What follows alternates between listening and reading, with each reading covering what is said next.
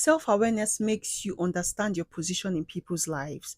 So you don't start overcompensating or be in situations where you're not appreciated.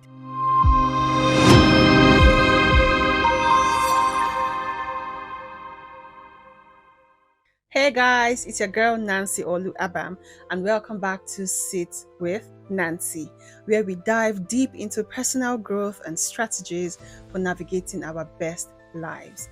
And that's on period, guys.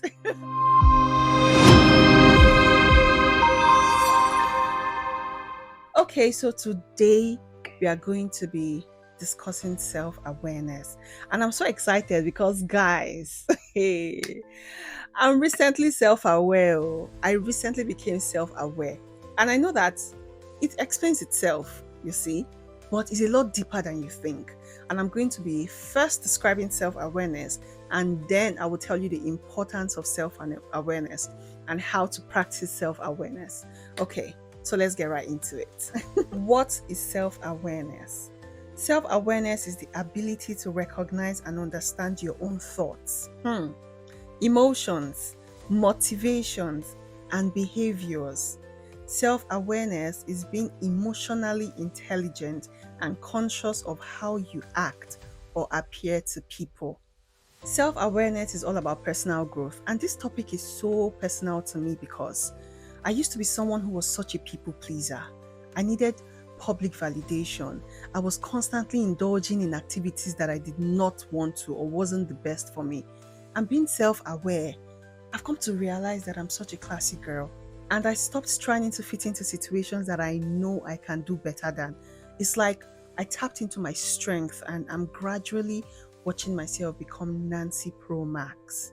Like, I refuse to settle for less because I am now self-aware. Okay, guys, let's get into the importance of self-awareness. Self-awareness basically gives you the confidence to speak in rooms most people don't even have access to or even have the guts to.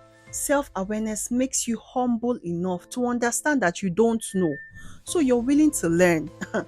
Wisdom. Wisdom. Self-awareness also sets the pace for the kinds of friends you make and the decisions you make for the rest of your life, like for your future. It teaches you how to act around people. Like, are you going to freak out in front of people, or are you going to sit down, process, and then think of the best way to act? And my best part is self-awareness makes you understand your position in people's lives. So you don't start overcompensating or be in situations where you're not appreciated. It helps you to say no in situations where you feel pressured to say yes because you can't settle for less. It's not good for you. So your no is your no and your yes is your yes. Another great thing about self-awareness is that it helps you to stop being jealous about people because you understand that you're on your own journey, you're on your own path. So you're literally happy for every good thing happening around you and for the people it's happening for, basically. That's growth, guys. That's personal growth. Self-awareness definitely makes your relationship with people better, because one thing I've come to realize is that people actually like being around people who have a mind of their own, who can actually tell them the truth. Even if it hurts, they would rather be around people who know how to say, don't do this, don't go there, than people who will just be fake around them all the time. Do you understand? Because you're self-aware. If you tell someone the truth and they decide not to be friends with you, and that's for the best. That's honestly for the best, because being self-aware, you don't need toxic, negative people like that around you. Because, we are becoming Pro Max's version now. You get me? Self-awareness helps you stick to your values. You're not Christian today and Muslim tomorrow, because, you really know who you are. You stick to what your principles are, you go with it, and then you grow from it, literally. And self-awareness helps you understand your strengths and your weaknesses, and then you can actually act on your strengths and work on your weaknesses. It helps you manage your emotions better, and then you just have less expectations from people, and you just know the best way to do things. So now, guys, we are going to head straight into how to practice self-awareness. For you to be self-aware, you need to be able to talk less and listen more, because you need to be able to hear people and connect with people. It's not always about you. That's why you sit back and you listen more. Secondly, you need to be able to ask for feedback from friends and family.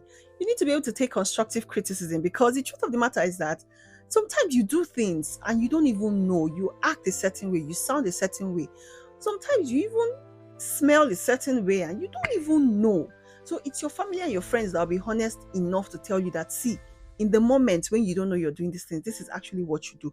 And these are the things that can actually help you be better. Do you understand? I remember I asked my husband to tell me, I asked him to tell me about myself, in a few words. And then he said that I was a hard nut to crack. I was difficult and I have a tough skin.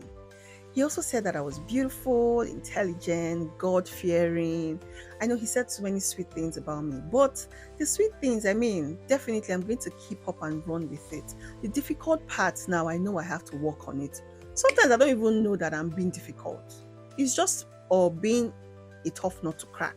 It's just me, standing my ground in some situations, right? Which is also self awareness, if you ask me. But yeah, there could be some other bad traits that you might need to work on, that is getting feedback from family and friends. Thirdly, you really need to go through some sort of introspection. You need to reflect on how you act. And if your spirit is truthfully telling you that you shouldn't have said this or you shouldn't have done that, maybe you actually shouldn't have done that, right? And it's something you need to look out for. It's being emotionally intelligent enough to know how you act around people, right? It affects you inwardly and it affects people outwardly, what you do or say. So that is being self aware. A lot of situations, you just sit down, process, and act. Nobody can come to me and tell me, Nancy, you should or you must, because I know that, especially when it doesn't align with my goals and my values in life, I refuse to settle for less because I am now self aware. These are the three or four major ways to practice self awareness. You need to talk less, listen more, get feedback from family and friends. It could be constructive criticism, good ones, run with it, bad ones, work on it. And then you need to be able to reflect a lot on the decisions you make. And then you need to understand and process how you act towards people outwardly.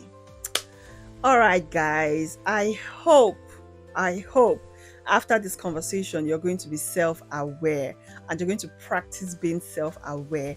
And you're going to get in my comment section and you're going to tell me of things you did. Guys, I think we should have a live YouTube session or a live Instagram session so that we'll discuss our different situations when we were either being self aware or not self aware. And just, get in my comment section and let me know what your situations have been. All right, guys, thank you so much for sitting with Nancy. I would see you next week.